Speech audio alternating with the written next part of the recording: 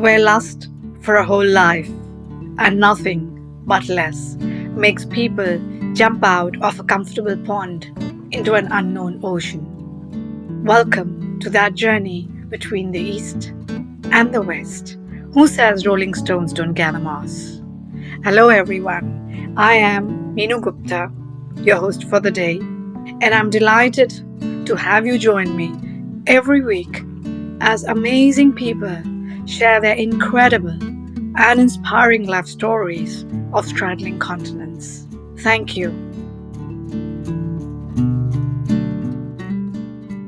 There is a percentage of the world population which reads books and dreams of becoming millionaires.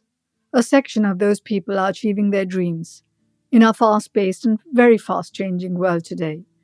There's another percentage of the world population which spends their lives helping millions of other people who may not have their basic needs. They serve humanity in a zillion ways. Today, I have the honor of hosting one such person, Drew Bishop, who currently resides in Washington. Now, do mark my words, currently is what I said, because Drew has moved across the world and experienced life in places which many have just seen on the map. A very warm welcome, Drew. Thank you for joining me today. Thank you very much. Drew, please take us through your life journey from the time you were born in Seattle. When I read about it, actually, it sounded like your life was such an adventure. I was born in Seattle in Washington State on the west coast of the United States. And even before we started moving overseas, my parents moved around quite a bit in the U.S., primarily in different parts of Washington State, but also Oklahoma. When I was 7, my parents accepted a role at the Paul Carlson Foundation Hospital in north central, at that time, Zaire, now the Democratic Republic of Congo. So we traveled first to Brussels, where they were to learn French. My father felt that the best way for me to learn French was to go to a French speaking school. By end of my second grade, I had a rudimentary understanding of French, but that was about it. I didn't learn much, and by the grace of God, I had a English friend in that school who could help me out. Once we got done with their language study, we then moved to Zaire. I'm going to use Zaire because it's much more easy, or I can do DRC. Anyways, we took actually the steamer that was carrying our luggage, and so we spent 2 week ocean voyage on the way down, stopping in Tenerife. Got to the port of Matadi, spent some time in Kinshasa, and then my dad and I boarded a rear paddle wheel boat that had been built on the Mississippi, used there for several decades, and then dismantled, shipped over to Zaire. We took that 5 days up the river, then 12 hours by truck even further north till we got to this hospital then built basically out in the middle of nowhere. It was we were there for about a year and a half, and about a year, because right after we got started, the then President Mobutu decided that everything should be nationalized and gave all foreigners 1 year to train their Zaire counterparts and then leave. I did not understand the last bit. Shortly after we got there, the president of the country at that time, President Mobutu, decided to nationalize everything in the country and gave all foreigners 1 year to train national counterparts and then leave the country. So my folks spent a year doing that. We returned to the U.S., where my folks worked in Central Washington for 2.5 years before they took another position as hospital administrator and chief nurse at a hospital that was being built in Phnom Penh. We flew there in January of 1975. Not exactly great timing when you look at the events going on there. We landed. We were landed in Phnom Penh, and my folks got started. I was there about 2 months before going to boarding school in Penang. My mom and brother left a couple weeks later, and then my father was actually on the last plane out of Phnom Penh before the city fell. I'm kind of going more in detail in the beginning because this sort of sets the stage for the rest of where we went and what we did. And so he had been there a month when he was tasked to begin working in refugee resettlement from the people who were fleeing Vietnam, Cambodia, and Laos, dealing with the issues there.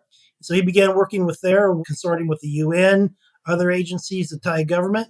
And for about a year and a half, he led that work. Then we were asked to move from there to Paris, where he set up refugee resettlement work for refugees being resettled in France.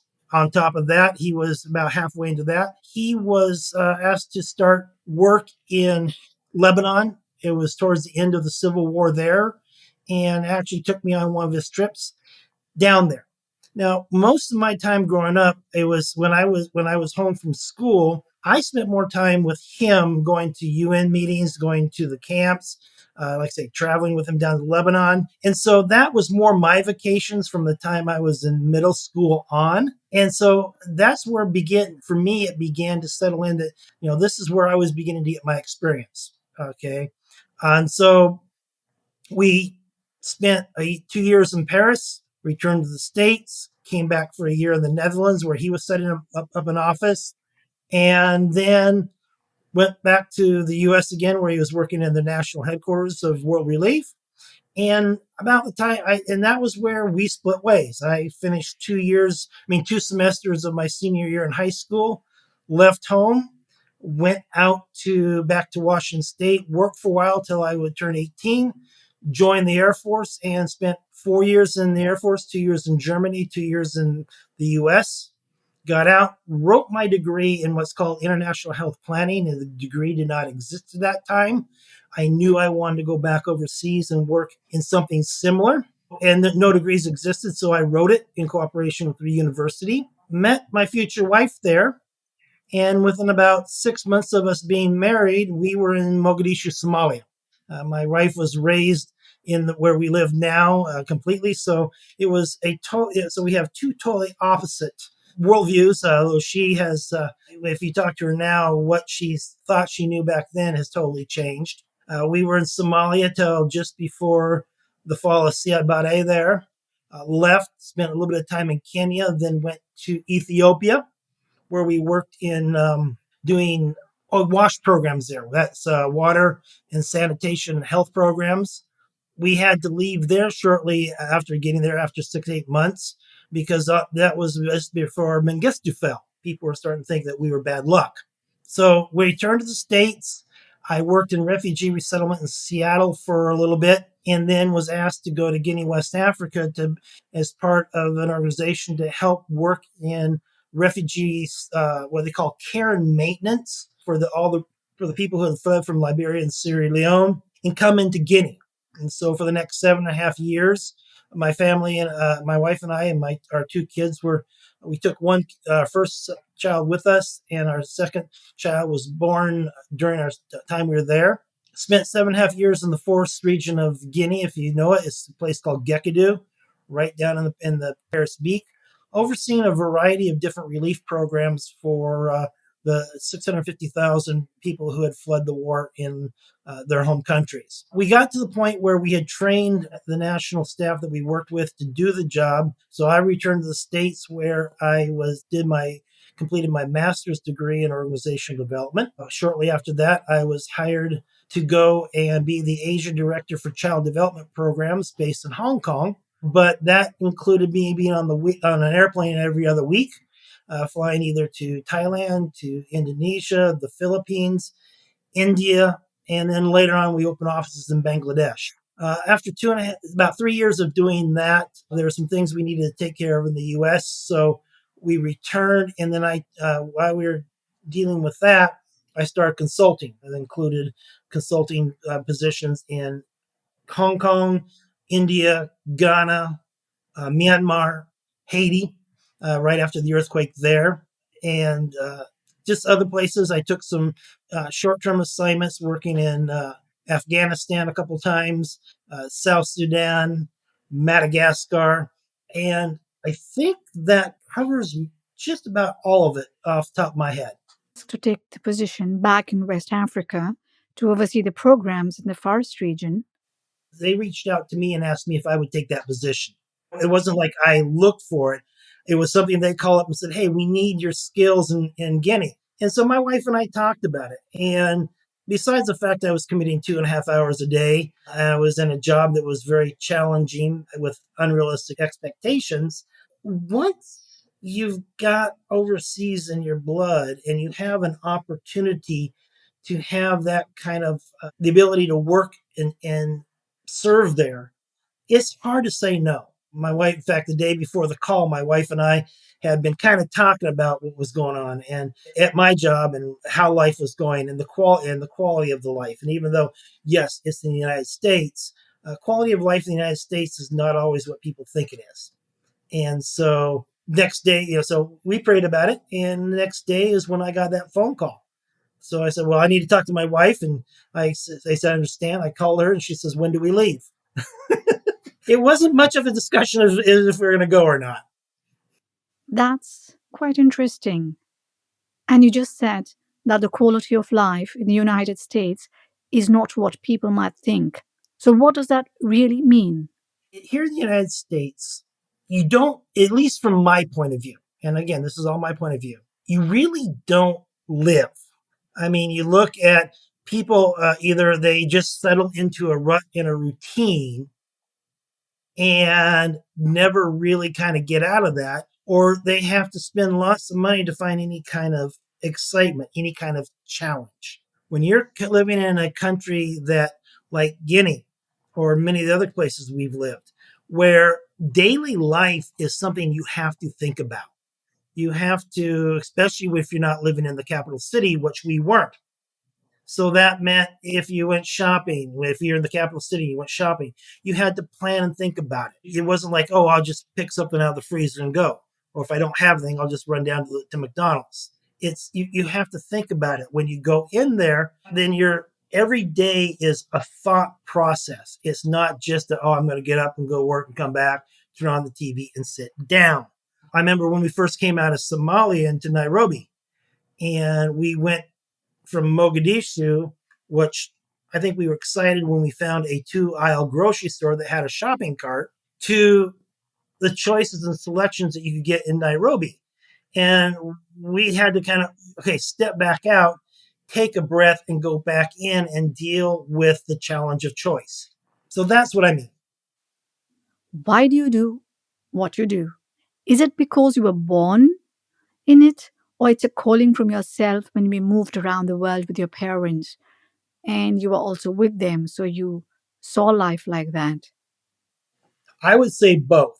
Part of it is, when you grow up, when you grow up and that's what you're good with and that's what you're familiar with, that's one leading. But it's also part of who I am, my faith, my beliefs, that I'm here for a purpose. I'm not here to have 60, 80 years of meant to myself and then go. I am given certain skills and aptitudes, and I live in a world where the value of human life is the same for every individual on this planet. And I can go out there and I can preach you my beliefs, or I can go out there and live my beliefs and engage in a discussion and in a conversation as to why I do what I do. At the end of my life, when I meet my maker, I don't want to look at him and have him say, you wasted so much of your life. Why? I want to be able to get there and say, okay, yeah, you made some mistakes, you missed some opportunities, but you spent your life trying to make sure that what I wanted for people, you shared with as many people as possible. 99% of the time. I'll be honest with you. Every once in a while, I get caught off in traffic and I question that. But, I'm not perfect at it. And, I think that those who espouse big beliefs, if they don't admit they're not perfect in it, are not honest with themselves. You said you were born in the US, which is in the Western Hemisphere. What struck you the most when you interacted with people coming from different backgrounds? That is to say, the east of the world, the south, and the rest of the world. Well, I was able to put a label on it, or be able to identify it. Now, remember, when you're 7 and 8, and that's just the world, you're living an adventure. You're not really, it's not like, oh my goodness, because I didn't have a constant frame of reference to which I could compare it to. Like I said, even before I was 7, my folks were moving around a bit. When we were getting ready to go to Somalia, we were doing a cross cultural class and helping prepare people who had never left the U.S. to help understand things. And I think the best way to look to I can put onto that was they said, okay, you'll see two main groups. One is more of the Greek Roman philosophy of I think, therefore I am. The other comes from more of the Asian, African, and to a lesser extent, South American worldview of I belong, therefore I am. So as I began to look back and could see that, okay, certain decisions that I didn't understand came from that, yes, even though was exposed to a bunch of different stuff, I still had the underpinning that I think, therefore I am. Learning to understand that I belong, therefore I am, helped inform me of where the decisions of my coworkers was coming from. Relief, yes, but development more. There are more graveyards of ideas that may have worked in the home country of the person bringing that development, but would not work within the environment where they were at. And it took the relief and development, and even though the relief and development companies and agencies of governments think they have solved this, they haven't. I mean, I look at Afghanistan as one possibility. I was working with a company started by a Korean gentleman who remembered from his background how the soybean had helped Korea recover from that devastating conflict there in the early 50s. And so he looked at the issues that was going on with child development in Korea and in Afghanistan and the level of malnutrition that was going on there. And he was working in programs of how to introduce soybean into the Afghan diet. Something as simple as taking the traditional naan, which is the staple of Afghan cuisine, and substituting 10% soy flour for 10% wheat flour. And it jumped the protein value of the naan, which everybody ate with every meal and still does, remarkably. I mean, that was just one idea. Then he was working in building soy milk factories as well as making factories for making tofu. And he took his approach to work with the Afghan agriculture department and the Afghan health department, and wasn't forcing these, was just bit by bit as he could demonstrate what was going on, and he was finding great success. At the same time, the USAID decided, oh, Afghans will never eat soybeans, so we're going to invest multi-million dollars in building a um, soy oil processing plant. They spent, I think, $30 million, failed, and then concluded the Afghans would never ever want soybeans in their diet. That is quite interesting. Okay, so now another subject. I'm sure that you are aware of the fact that you are a proverbial third culture individual. For the audience, third culture kids or third culture individuals are people who are raised in a culture other than that of the parents. Now, Drew, what was life like for you as a third culture kid moving in different countries? There was always a period of learning, although that learning gap grew shorter as I got older because I knew going in that every place would have its nuances. Remember, I started in a remote hospital in in the jungle of Africa. Actually, a lot of savannah, not very much jungle, but way out in the middle of nowhere. And at least my dad, he had a lot of challenges. We had a lot of challenges growing up, but at least he was able to help me not just think of why isn't this American. I mean, we worked with other people, other folks at this mission hospital, and they struggled with that making that mind shift. But my dad was at least open minded enough to kind of look at how things happened in the villages around where we were at, and began and was open enough to ask questions of those he was asking of why is this a challenge? Where am I? I have this problem. What do I need to change in order to cross the divide, cross the bridge. When I was 8, I learned that in listening to the news, you listen to the BBC, Radio Moscow, and Voice of America, and then where everything intersected, that was what was going on. Everything else was their propaganda, their political spiel. So learning how to filter out the messages they wanted us to hear for what was actually the kernels of information that were important in that. So I learned that early on. So when we began moving to Asia, again looking around real quickly. Fortunately, when I was in boarding school, I had kids down there in Penang who would help me as well. When we were in Phnom Penh, what's it like there? I mean, that was an adventure in itself. Ones that in today's concept of safety would turn most people's hair gray just talking about it. So you learn to look and listen and then try to be cognizant of, is this my opinion coming from my passport country, or is this something that will fly here?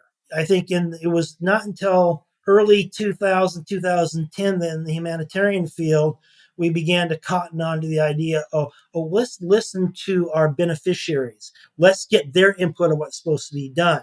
My dad was doing that and teaching me that when I was in middle school. Because again, you have to remember when you go to a new country, you're not in the US. So therefore, you cannot have US expectations. How they do things in Thailand or how they do things in Cambodia, how they do things in Guinea are different than how they do them there in the US. And I'm not in the US, I'm in Guinea. So in Guinea, you follow Guinean rules. I used to drive U.S. Embassy staff nuts in Guinea because I kept telling them, quit trying to impose democracy on Africa. Because if you looked at democracy in Africa, all the parties were basically built around tribal lines and they put party names on them in order to look like it was democracy. Look at the African system of government and see if you can't. I mean, Confederacy would have been much better in Africa at any time than democracy because that was what it was, more Confederacy than democracy, anyways. They just said we're democratic in order to keep getting money. And now that's what is just opened, what you just opened, is a Pandora's box because the world at large believes in democracy. So now, can you expand on that? Why you believe what you believe and why do you think like that? Democracy as a concept is only about 250 years old. Yes, we say, oh, yes, we try to base it in Greek democracy, but the reality is what the Greeks had was not democracy if you actually look at it. It was a ruling of the elite. The elite technically had a democracy, but everybody under that did not. Slaves, the common day workers, those folks did not have a say in the government as like we consider to be a democracy. So what you're doing is you're coming into many of these cultures and many of these countries saying, okay, so you've ruled the way you have for 3,000 years, and we don't think that's good enough. We think that everybody has to have a voice, and therefore you need to change how you've done things for 3,000 years to fit how we think your world should be. We like to think that colonialism ended in, late 1800s, early 1900s, but colonialism still occurs today, whether it's Chinese imposing what they want through the Belt and Road Initiative, whether it's Islam saying you have to think what we think, Europe and the United States saying we're not going to give you money unless you repeat our terminology and phraseology. And instead of sitting down and taking the time and looking under the hood as to how things happened in their respective cultures over millennia, they're saying, no, sorry, let's throw that out. We're going to throw something new in and then expect them to go, oh, yeah, you're right. We were wrong for 4,000, 3,000 years. So, in what we're trying to do, that doesn't mean that people shouldn't have a say, but it means that you need to look at how were decisions made and how were people's opinions expressed, because they were expressed much more frequently and much more taken much more seriously than most of us in the West want to give credit for. it just doesn't look like ours. We don't have a ballot box. We don't have an election commission. We don't have political parties that have to combat each other. And so, therefore, we wanted to put our stamp on something that you hadn't figured out before we did, but just in a different terminology, in a different way. Even today, if you go into, I remember going to many meetings when I was in Guinea, and people would go into the meeting. They would be long meetings. That's just the way they do it. And there would be a discussion around everybody involved in the meeting, and everybody would have their say, and everybody would be able to put in what they thought. And that discussion would continue until a consensus was achieved by the folks in that meeting, whether it was a meeting of our aid agency, whether it was a meeting of the village elders, whether it was a meeting of the between two tribes. Yes, there were wars between tribes because sometimes they couldn't come to consensus, but they would still be able to work towards a commonly agreed platform or commonly agreed decision. Just it was done much, like I say, it was different. It was long. I remember going to some meetings that lasted 2 days before we got to the consensus. So it took much greater patience.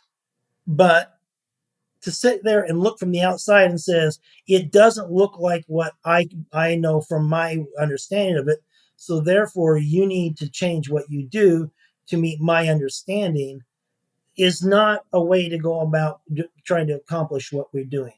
Look at Switzerland. Switzerland, I think, is an excellent model when you look at possibilities for other cultures. You have the Italian, the French, the German, and I want to say Romney, but I don't think it's Romney. But there's basically four different major ethnic groups in Switzerland. You have 13 cantons. They rule their country by a rotating leadership of each of the cantons.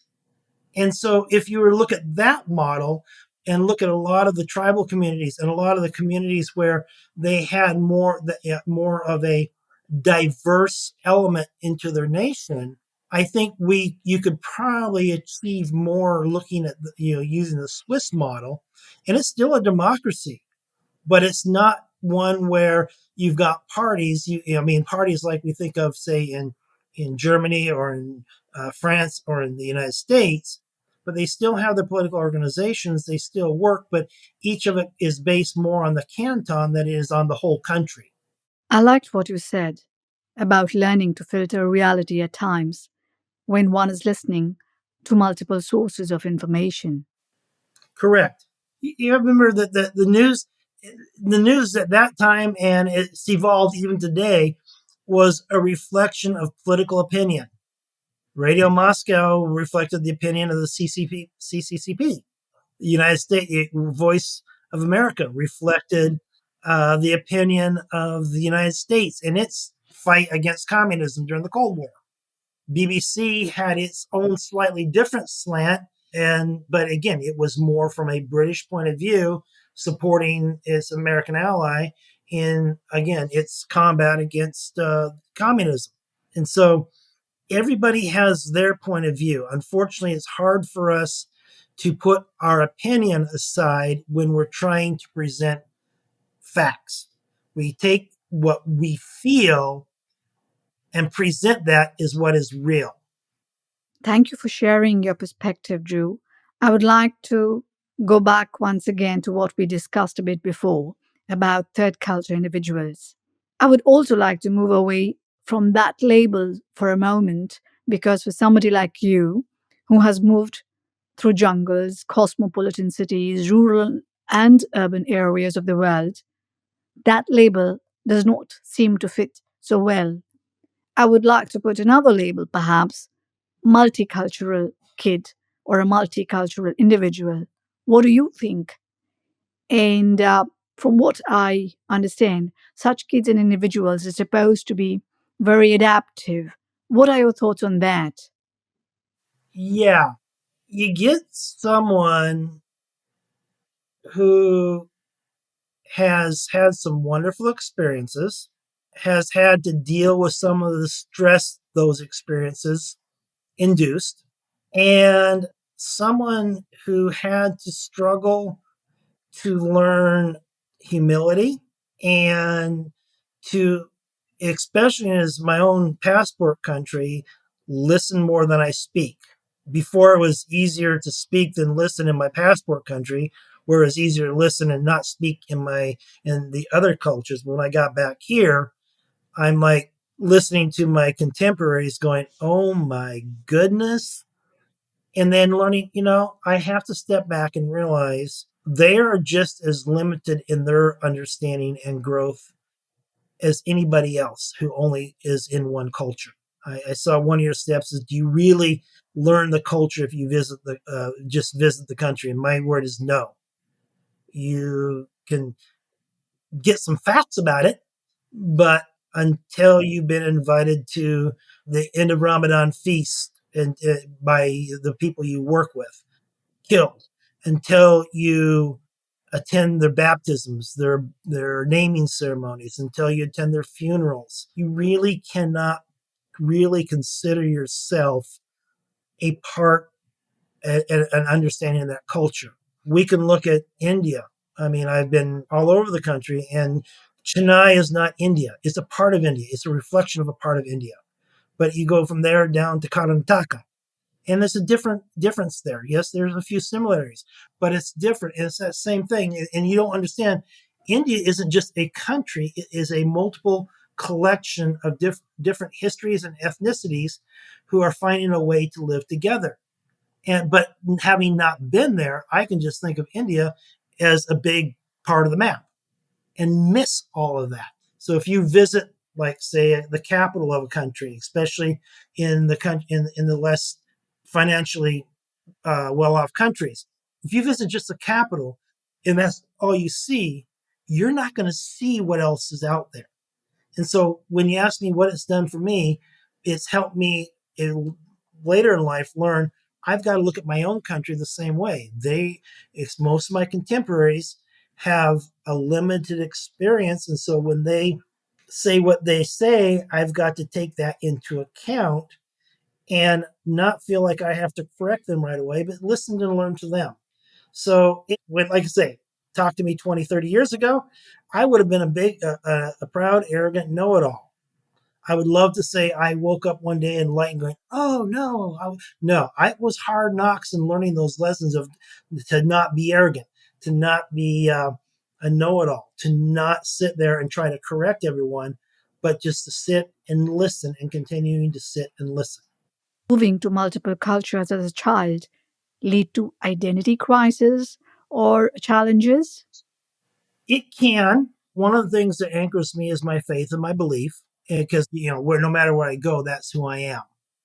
That's what informs my worldview. That's what hopefully informs my decisions. I confess that it doesn't always, and I fail at that from time to time. But you can fight that, or you can say, because for a long time people asked me, "So where are you from?" I said, "Well, I consider my hometown SeaTac Airport, which is the airport in Seattle." Because I spent a lot of time in SeaTac Airport coming and going. But to recognize, this is a small planet. I have friends and acquaintances in Africa, Asia, South Asia, Europe. I can land in London and be on the metro and have no problem going where I'm going. Fly over to Bangkok, get through there. Hong Kong, not a problem. And recognize my identity is a citizen of this world. And where I'm at, what can I do to make my street corner a little bit brighter? I can't, I may not be able to affect or infect the whole world, but I can look around me and say, what can I do for the people around me? And how can my presence better their lives? Maybe it can't, but that doesn't mean I'm not looking. There's another term going around since we are talking of labels: global citizen. So, would you identify with that? And what would that mean for you? I wouldn't necessarily, I'm a global citizen because there's still parts of the globe I haven't visited. And I mean, and so to say I know anything about or can relate to anything in like South America or Central America, I have no ability to relate to that because I haven't been there. We have an expression that is home is where you hang your hat. And so I keep an, like I say, I follow as closely as I can what's going on in the world. And if I have an opportunity to do more, I take that opportunity if it's presented. But people say global citizens, and I'm not sure how much they've actually, you've had the ability to live in not only your passport country, but Italy, Russia, Germany, and a couple other places. I apologize for if I didn't remember them all. Would you consider yourself a global citizen, or would you consider someone who is who you are and has had the ability to reach out in a life that most don't? Oh, so you just put that question back on me. Yes, I think the ability to uproot and feel comfortable in different parts of the world counts as a global citizen. And I do feel like that. Home is a feeling. And when you are able to develop that in parts of the world which are not even remotely similar to where you actually came from, that makes you a world citizen and a global citizen because you have the ability to do that and as well as a possibility actually. Global citizen is not somebody who just travels. Global citizen is where you are saying, I belong here, I belong there, I can belong in many places. So it is an open question because I've had to live in certain places. Initially, they were not mine.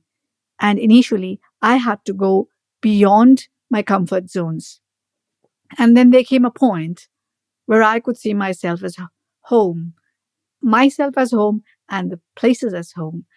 But it could also have been a very different country if I had moved to another place. So again, that leaves us very open to labels. People will have different definitions. And then an institution will come along and say, hey, this is a right definition. The best way I can answer that is I'm Drew. I can drop into any country in any situation and find a way to be comfortable there. It does help that I had such a varied upbringing because you just learn that. You just learn, you learn, okay, I'm in a small town in northern Thailand. Where do I find a cup of coffee? I remember I was part of a team that went to Aceh a couple days out of the tsunami. Finally got into Aceh late at night, and I went up for a walk early in the morning, and there was a little stand that was out of the earthquake zone, out of the tsunami zone, and he had a couple of bottles of coffee. So I bought a cup of coffee. I bought a bottle of coffee because I wanted coffee that morning. Went back to my comrade, and he goes, and I said, "Hey, you want some coffee?" He goes, "Where did you get coffee?" I go, "Just down the street." He goes, "Only you. You are the only person I know who, in the middle of this, can find a cup of coffee. And so if I can find a cup of coffee, I'm home." Drew, you've been to conflict zones and also places at war and tragedies. You've seen life and death happening all around you. You've also seen other human beings reacting, responding to those situations. How has that shaped you, your view of life, and your journey of life? Well, for one, you come to accept the world is not a safe place. And especially in this country, in the US, everybody is concerned about safety. Companies market safety. We're doing our utmost from abundance of caution to make sure you're safe. And that's a false paradigm. You can walk across the street and get hit by a car. You can, pick up a bag of onions at the grocery store and contract salmonella. And I think that, at least in terms of looking at things, when I recognize it's not safe, then I can begin to look at how do I make sure, I won't say make sure, but how do I look at the world around me for what is there? Where is the beauty in that? And how do I build the resilience? Again, you look at we just went through the COVID-19 pandemic, and the amount of mental health issues skyrocketed because all of a sudden people's paradigm of safety crumbled. I wasn't safe going to the grocery store. I wasn't safe going to get my nails done. Everybody hunkered down. And the toll it had on the mental health, because they had built their reality around the world was safe, just vanished. So it's not something people always want to hear, but the world's not a safe place. Okay. And that's even leaving out human beings. That's just animals and traffic and everything else. Things happen. So that means that's the first thing. The second thing is, in looking at, like you say, the destruction, the wars, and the other things I've been involved in, you find people in the midst of that, especially in terms of the people that suffered that, who, when someone comes alongside that, all of a sudden start doing for others. In every section of destruction, in every section of war, I've found individuals who are stepping up and saying, "No, I'm gonna go a different way." I think of a pastor in Lebanon during the 70s, the war there, who, when everybody else was fighting, he was finding ways to bring people together. Okay. Unfortunately, usually in those cases, in those deserts of destruction, you're looking at single individual flowers, but sometimes you see a few more. I worked with a church in Guinea. And when the refugees first started coming to the door, they could have said, I mean, Guinea was considered one of the poorest countries in the world. And they could have said, "No, we don't have enough for ourselves." But instead, they took up an offering in their service on Monday, handed it out. And from that humble beginnings, began working and attracting international attention, to the point where here were Guineans who were working with their neighbors from Sierra Leone and Liberia in the midst of a very horrible and ugly civil war.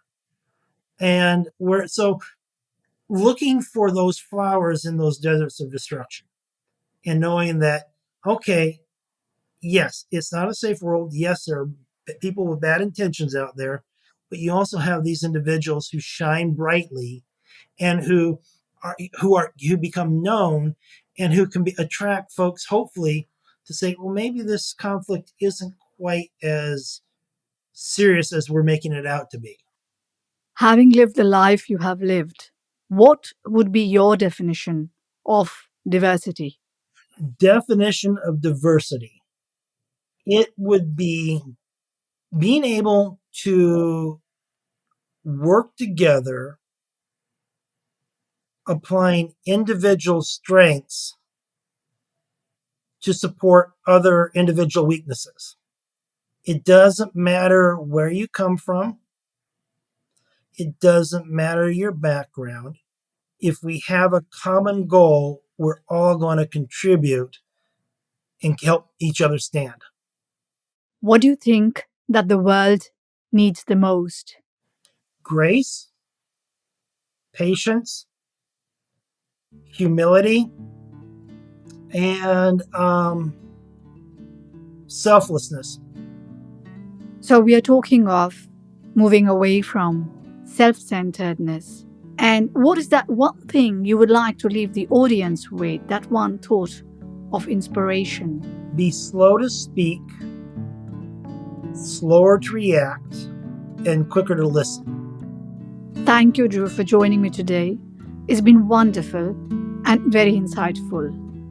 And I wish you all the best for your journey of life. You've shared with us actually multiple points of inspiration. Do continue doing whatever you are doing and make the world a better place. Thank you. Well, thank you for an opportunity to share, to relive some of the things I've gone through, and to be on your program. And Lord's blessings on all that you do. Thank you for listening to the series Between the East and the West. Do subscribe to the channels mentioned on the site, in case, of course, you liked what you heard. I am Meenu Gupta, the host of the series, and I'll be looking forward to your comments. We love feedback. Thank you once again. Namaste and bye-bye.